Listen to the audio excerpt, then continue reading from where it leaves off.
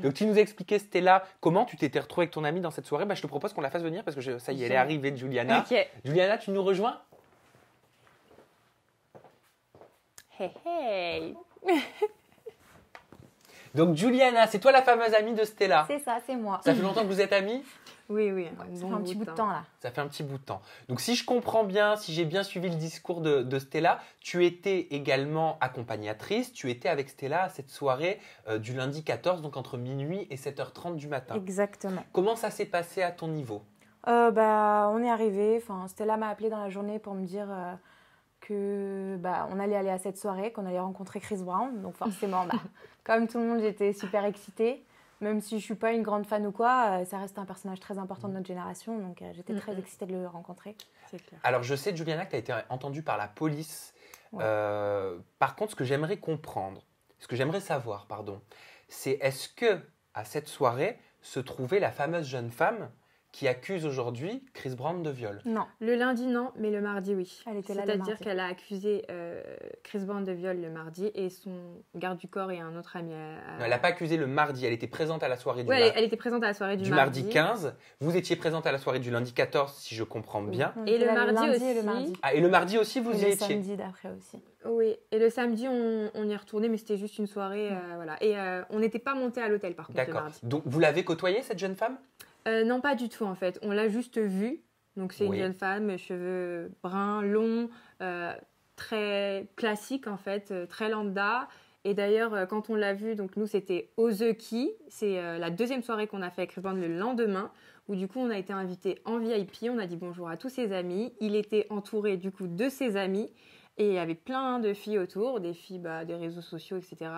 Et cette fille-là était présente ce jour-là. Et à aucun moment, Chris Brown ne l'a calculé, quoi. À aucun moment, il l'a regardé, à aucun moment, rien du tout. Et nous, comme on avait un petit peu sympathisé avec lui d'hier, on a discuté un petit peu avec lui. Après, en boîte, on n'entend pas grand-chose. Mais on a beaucoup parlé avec lui et tout. Et ensuite, il s'est levé pour partir. Après avoir bien profité de la soirée, il s'est levé pour partir. Et de là, toutes les filles se sont levées et sont parties, dont elle. Elle, la première. Elle, la première, qu'on a vue partir en même temps que toutes les autres. Et nous, on était là, on s'est dit, qu'est-ce qu'on fait? De toute façon, on peut s'amuser sans qu'il soit là, mais vraiment, toutes les filles, dès qu'il s'est levé, hop, elles sont parties. Nous, après, Alors, je comprends pas, excuse-moi. Enfin, je comprends, mais en fait, je veux comprendre plus précisément.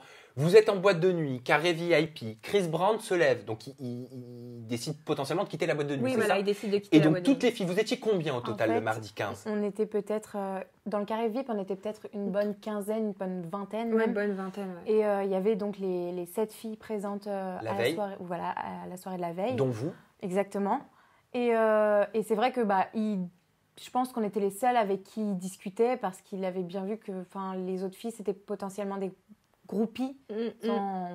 Il était vraiment dans son coin avec ses amis et il parlait à des gens qu'il avait déjà rencontrés. On rencontrait un petit peu, mais les autres, vraiment, il les mettait pas à l'écart, mais il n'essayait pas d'avoir de contact ou de conversation avec ces gens-là.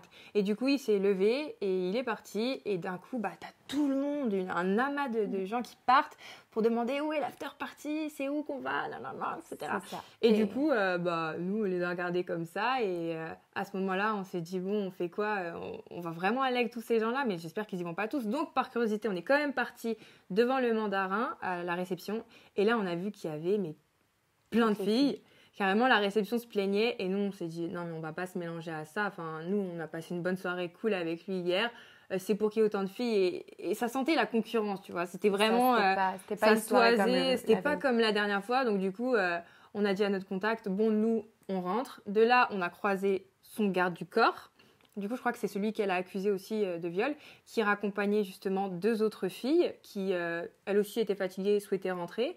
Et on l'a croisé, il nous a dit « Ah, bonjour, vous faites quoi ?» On a dit « On rentre. » Et il a dit « Enchanté, je suis le garde du corps de Chris Brown. » Et du coup, les 2 filles d'ailleurs qui étaient là hier avec nous en soirée, il les a raccompagnées, c'est elle qui l'a raccompagnée dehors. Et je pense que les propos de la fille, quand elle dit que le mec l'a empêchée de sortir, c'est un petit peu incohérent à certains moments parce que nous, on a vu tout un autre comportement, on a vu toute autre chose. On parle avec notre vécu et ce ce que nous, on a vécu. Oui, et c'est d'ailleurs pour ça que vous êtes là, pour partager ce que vous avez vécu et votre expérience Voilà, en soirée avec Chris Brown. Sinon, ce Exactement. serait jamais permis d'ailleurs de remettre en doute sa parole, étant donné qu'on est toutes des femmes. Et je pense que Stella le pense aussi. Oui, Jamais de la vie, franchement, on se permettrait si de j'avais, remettre en franchement, je doute. vous le dis honnêtement, si je n'avais pas participé à cette soirée lundi, j'aurais été du côté de la fille. Mm. Tout simplement parce que, franchement, on va pas se cacher que Chris Brown a des antécédents, que je me serais dit, mais qu'est-ce qu'il a encore fait, lui Mais en fait, de l'avoir vu et d'avoir vu son comportement, ça a complètement changé la donne. Et c'était quoi ce comportement que vous avez Ben, vu? c'est- En rencontrant cette personne, on s'est rendu compte que c'était vraiment, comme on l'explique, les médias vous montrent que ce qu'ils Oui, veulent. il vous montre une mince partie de ce qu'il est vraiment. Et c'est vrai qu'il y a eu cette affaire Rihanna où il a frappé Rihanna. On ne sait pas ce qui s'est passé dans leur couple, on sait juste qu'il l'a frappé. Et ça, c'est très, très mauvais. Mais après, la succession de choses mauvaises qui lui collent aux fesses, là, on s'est rendu compte que c'était pas légitime parce que le mec, il est vraiment, mais vraiment pas du tout comme on peut le montrer dans les médias. Il montre vraiment une fine partie de tout ce qu'il est, quoi. Il a l'air vachement généreux. Il n'est pas du tout tactile, pas du tout avenant, mais il est respectueux. Il est... franchement, Il est respectueux, il est marrant, il est bon vivre. Ouais, il est vraiment bon vivant. vivant, il vit la musique, c'est il ça. danse tout le temps. On voit que sa priorité dans la vie, c'est c'est sa musique et la danse. Et à aucun moment, il approche les filles, quoi. Il n'est pas tactile du tout. Et concrètement, pourquoi vous êtes ici pour parler de cette histoire, de cette affaire avec nous aujourd'hui? Est-ce qu'il y a quelque chose qui vous a surpris, révolté?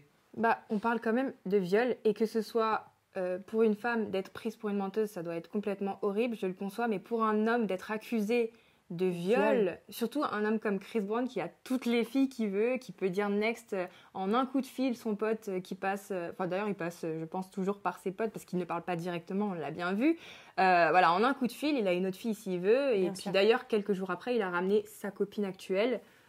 Donc si vraiment il avait envie de faire quoi que ce soit avec quelqu'un, je pense qu'il a vraiment le choix et je vois pas pourquoi il forcerait. Alors ça, je pense qu'il n'y a pas de règle. Oui, il n'y a Pour pas le de coup, règle. là-dessus, il n'y a pas de, c'est pas une science exacte. Oui, merci c'est pas parce de qu'on est le- bien dans son couple qu'on peut ne pas faire des choses, Oui, faire oui, des Non, choses qui sont, bien sûr. Oui, qui sont très surtout mauvaises. à- Ça veut rien dire, tu Oui. vois.